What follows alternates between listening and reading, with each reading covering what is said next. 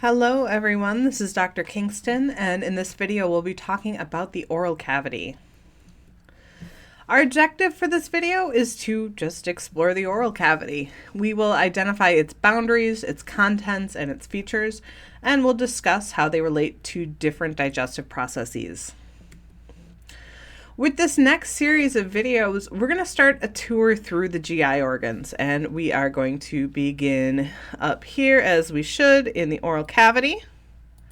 Get my laser pointer going. And here we are also going to run into our lovely accessory digestive structures of our teeth and our tongue. As the starting point of the alimentary canal, the oral cavity is involved in a couple of digestive processes, and this is going to include ingestion, secretion, and both mechanical and chemical digestion. Now, the oral cavity is a space within the cranium, and it is bounded externally by the lips anteriorly and the cheeks laterally. Internally, it is bounded superior by the hard palate in front and the soft palate posteriorly. And inferiorly, its limit is the mylohyoid muscle. You have to remember back to MSK for that one. Its posterior limit here is marked by the fauces, or the throat, which are most often filled with our palatine tonsils. Okay?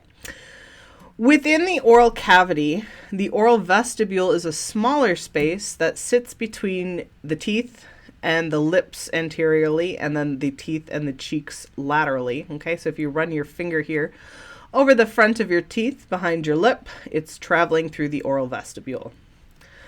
The surfaces of the oral cavity, so hard palate, soft palate, tongue, they are all lined by mucosa, which again is loose connective tissue covered by epithelium, and it's going to house many small glands that produce mucus and saliva and help to keep the cavity moist. Ingestion is the process that occurs when food is brought into the alimentary canal, and that begins when the lips open to receive food and then close again to keep it within the oral cavity while it's chewed. The orbicularis oris, so our circular muscle around the lips, is our most important actor here. It relaxes to open up the lips and then constricts again to close them. It's a muscle of facial expression, and like you learned in MSK, these are all going to be innervated by the facial nerve or cranial nerve number 7. Once the food has been brought into the oral cavity, then the cheeks, believe it or not, play a big role in ensuring that it gets chewed.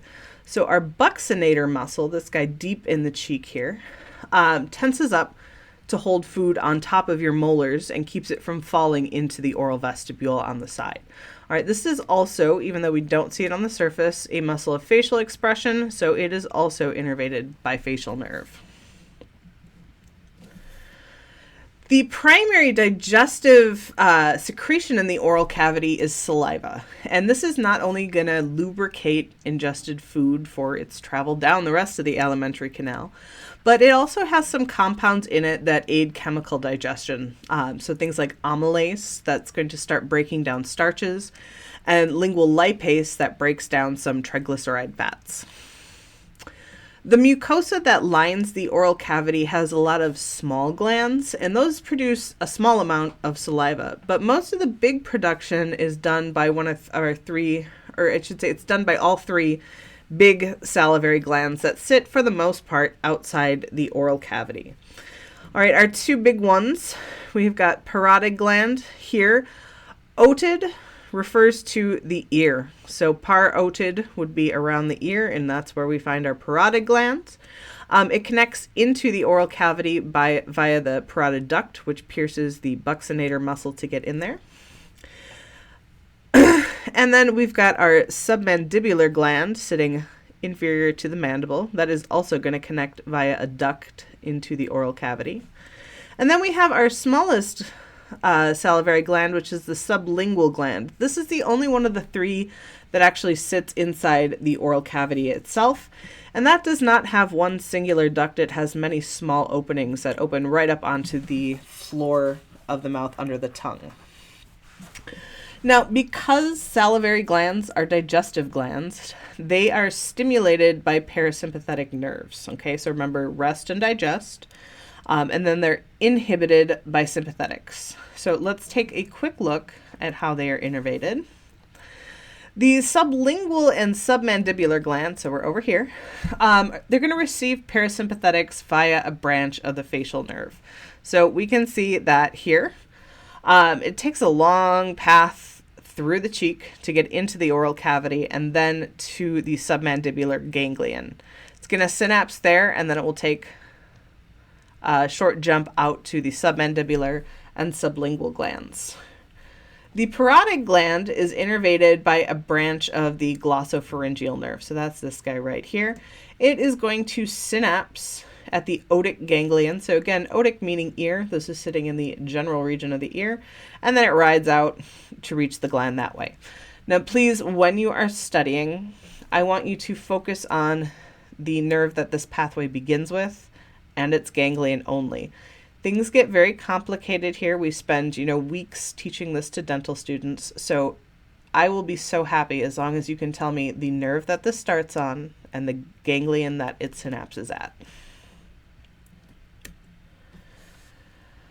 While saliva starts to break down some of the chemicals in our food, the teeth and muscles of mastication are the major drivers of mechanical digestion.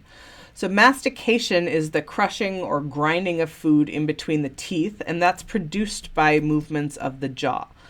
So let's start out just by naming our teeth. Teeth are named by quadrant and number. So a quadrant is going to be a quarter of the mouth, where first division is going to separate our mandibular teeth from our maxillary teeth.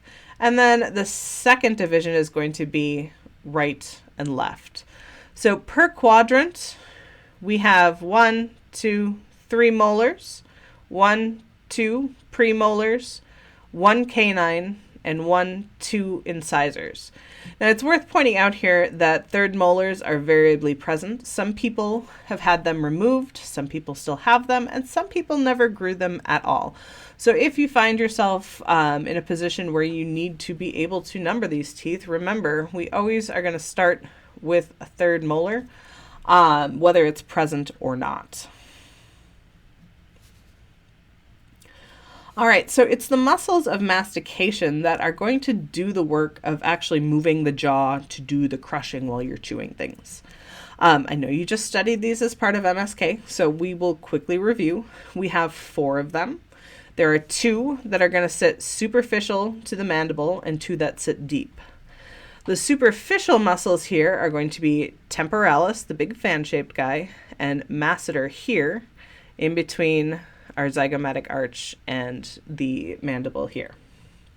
Okay, if we follow their fibers, we can deduce their actions. So temporalis will elevate and retract, and masseter will elevate and protract, and then we have this tiny little section back here that will also retract as well.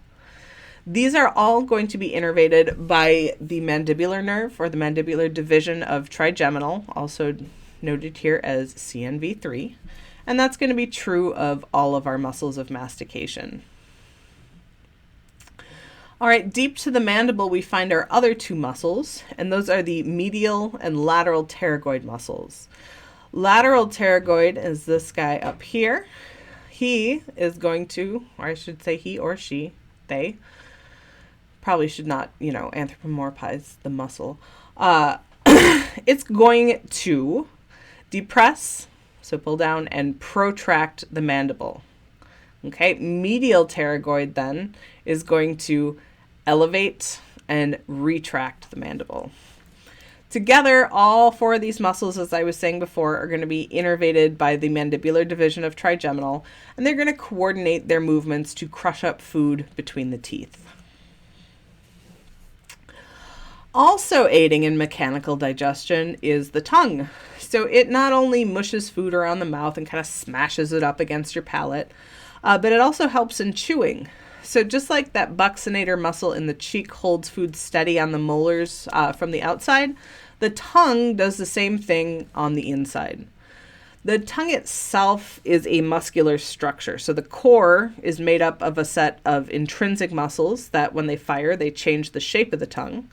And these then get attached to different points of the oral cavity and the pharynx by muscles that will then move the entire structure around. Okay, so those muscles, intrinsic changes the shape. The rest of these are extrinsic. They have connections to different parts of the oral cavity and pharynx, and they will move the whole tongue around.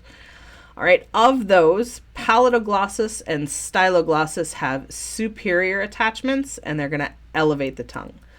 Paladoglossus isn't included on this image, but styloglossus is, and we can follow its fibers just to see it come up there. Hyoglossus, this guy down here, is going to stretch down toward the hyoid bone. That's where it gets its name. And it will pull the tongue down to depress it. And genioglossus comes anterior here and will function to pull the tongue forward or to protrude it.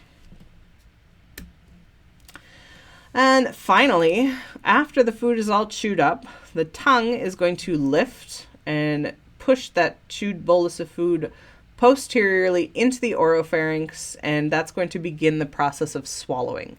And that is where we're going to pick up the pharynx lesson. So let's end this lesson with a practice question. How many molars does an adult have per oral quadrant?